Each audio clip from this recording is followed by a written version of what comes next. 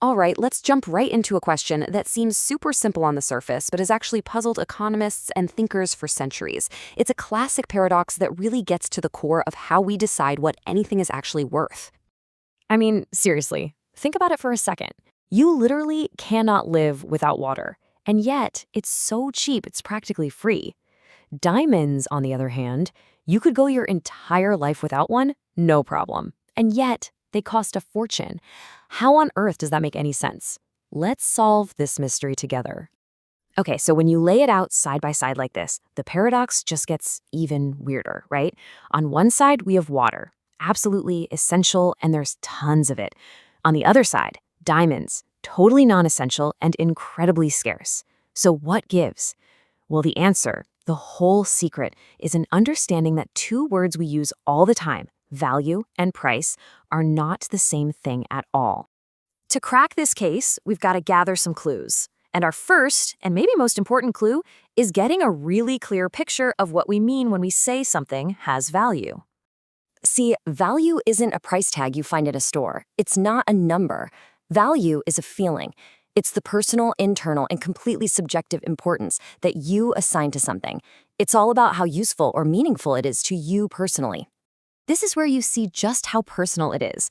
Think about a wrinkled old photograph. To a stranger on the street, it's just a piece of paper, worth nothing. But to you, its sentimental value might be immeasurable. It's all based on your own feelings and emotions, and you just can't slap a dollar sign on that. Here's a great little analogy to lock this in. Imagine you just watched a movie. Your value of that movie is basically your review. Did you love it? Did it change your life? Or did you hate it? That's its value to you. It's your personal rating, and no one can tell you you're wrong. So if value is our personal movie review, what's the other side of this coin? Let's move on to our second clue, because this is where it all starts to click. We need to understand price. Now, unlike value, price is not a feeling. Not at all. Price is an objective number. It's the amount of money that everyone out there in the market, all the buyers and sellers, have basically agreed is the going rate for something. It's totally external. So how does the market come up with that number? Well, it all comes down to that classic dance of supply and demand.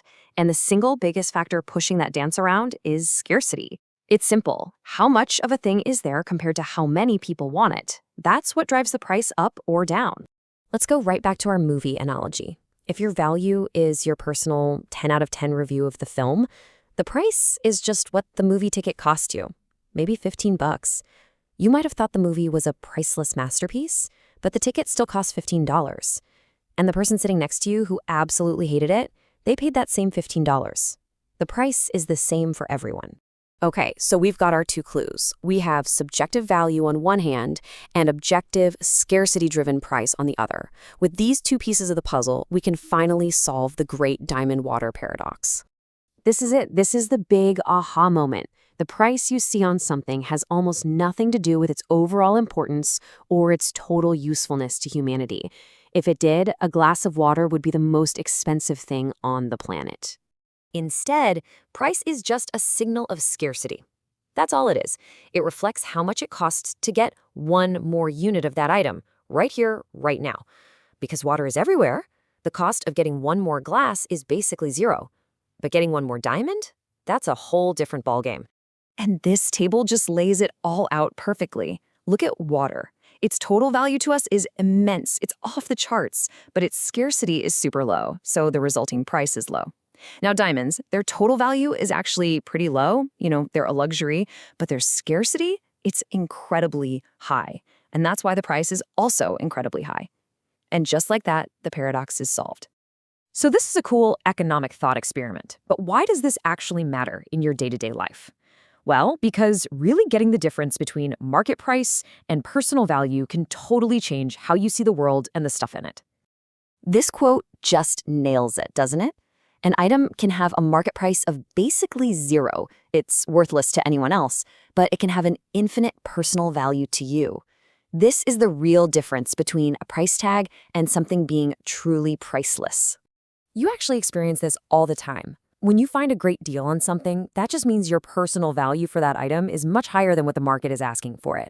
A family heirloom has a gigantic value to you, but might not sell for much at all. And hey, we've all bought that overhyped gadget where the price was way higher than the actual value it ended up bringing to our lives.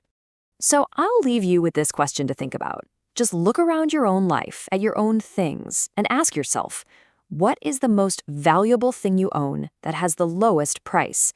The answer might just surprise you, and it reveals what really, truly matters. Thanks for watching.